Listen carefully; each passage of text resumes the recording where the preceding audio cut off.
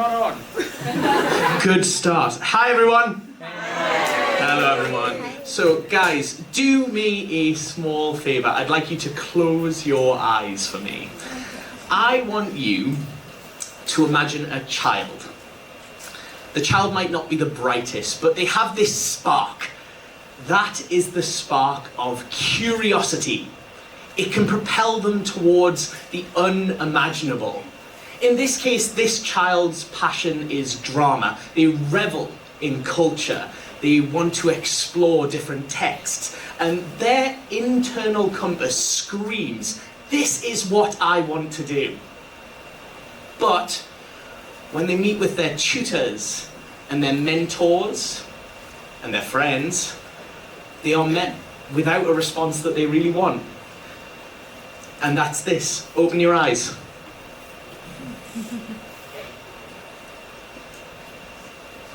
You feel that? Like a punch to the gut?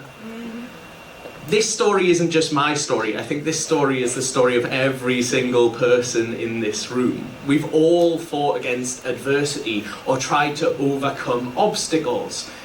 And we have to, in order to maintain that spark of curiosity, because if we don't, like me, I ended up on an educational path I didn't want to be on, dictated by other people's ideas. And I didn't have that spark. But then I found drama. I trained, I worked hard, I kept every opportunity that I could get, and eventually I found my spark again. And that spark became a compass. That compass had 4 principles, but 1 mission. Awaken curiosity. Advocate for it. Embrace global diversity and enlighten about the arts. And today, with this compass, I'm here to recruit you. Now, 6 years ago, I decided that I wanted to come along to China. There I am! And my mom looked at me and thought that I was absolutely crazy. But I wanted to come here for 2 reasons. 1, China's rich artistic and historical arts culture. And 2, China has the largest global education system in the entire world. So armed with these factors, I came to China and got my first job as a drama teacher in an international school. Now, when you go to a school for the first time, you get to see a demo class of what the previous drama teacher was like. It was terrifying. The students had disengaged faces. They didn't have that spark. They were following a strict set of lessons and written work and behavioural management. I didn't know what I had to do. So I thought, I created a lesson on physical theatre and mime.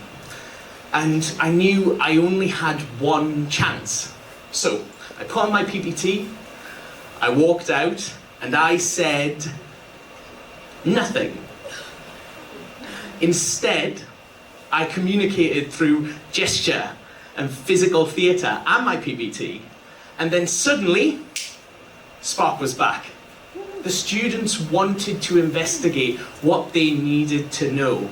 Active engagement allows the spark of curiosity to thrive. Suddenly, you tap into a well of educational power that allows a student to commit to what they want to do. And as I kept teaching, this truth was in mind, but suddenly, in my senior years, I found that a student came to me and said, Mr. Jackson, I want to take drama at GCSE, but my parents and my mentor and my tutor have concerns. They don't know what it'll bring. So how do we advocate for them? Honestly, how do we advocate for them? I think there's 3 keys. Firstly, understanding. Secondly, honesty. Third thing, activism. Understanding is keeping the most up-to-date knowledge and being able to give that to your students. Honesty is even if the road to what they want to do is easy, or if it's very, very hard or competitive, giving them an honest choice, but being supportive with it. And lastly, there's activism. Promote the student for their successes, their strengths, their weaknesses, their anxieties, their dreams. Find out what they want and push them forward. Because if you do, you set out an honest roadmap for them to make choices towards what they want to do and what they want to be. But that brings us to our next obstacle.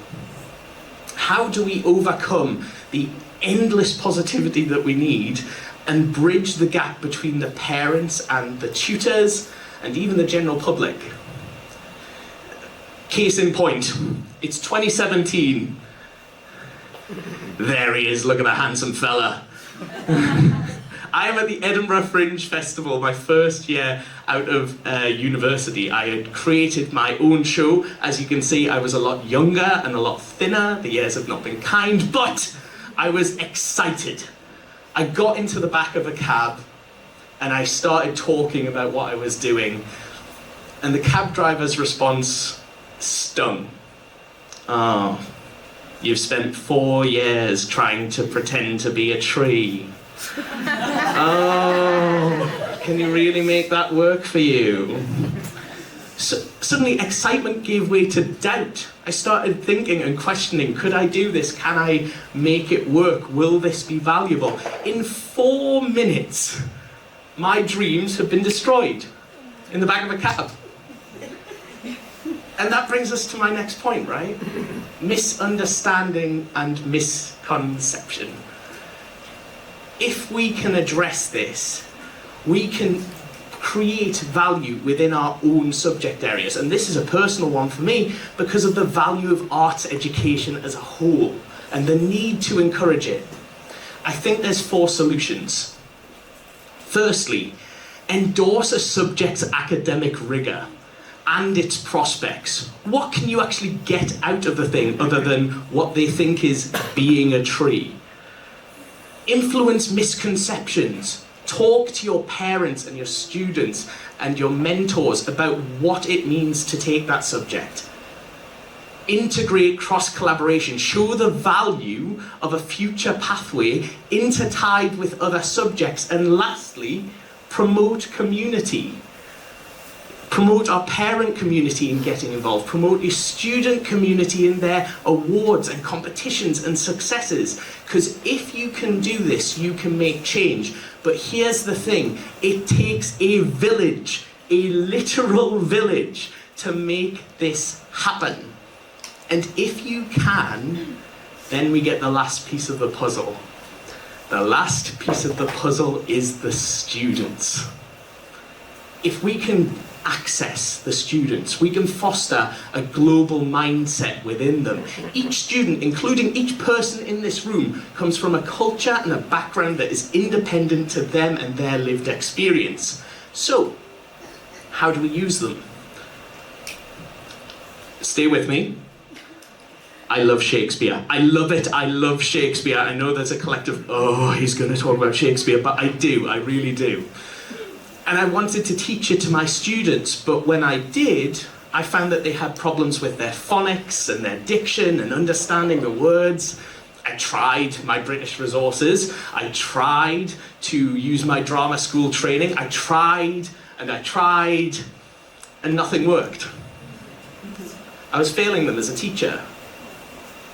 So, I went to the library, the school library, late one night, and I suddenly saw a student, one of mine, drawing furiously on a piece of paper, and on the top was Romeo and Juliet.